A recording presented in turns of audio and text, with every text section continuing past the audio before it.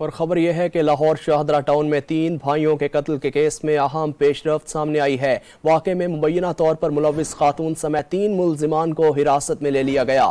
ذرائع کے مطابق رشیدہ بی بی، اس کے شوہر اصغر اور بیٹے غلام عباس کو حراست میں لیا گیا۔ اسی پر بات کرنے کے لیے نمائندہ 7 نیوز ملک مشتاق ہمارے ساتھ موجود ہے۔ ملک مشتاق، بڑی پیش رفت سامنے آئی ہے، کیا ڈیٹیلز ہیں آپ کے پاس؟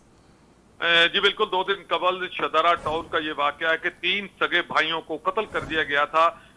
پولیس انویسٹیگیشن ٹیم کی طرف سے واقعہ میں ملوث مبینہ طور پر خاتون سمیت 3 افراد کو گرفتار کیا گیا۔ جن افراد کو ان میں رشیدہ بی بی، اس کے شوہر اصغر اور بیٹے غلام عباس کو حراست میں لیا گیا ہے، جبکہ دیگر ملزمان کی گرفتاری کے لیے بھی پولیس جگہ جگہ پر چھاپے مار رہی ہے۔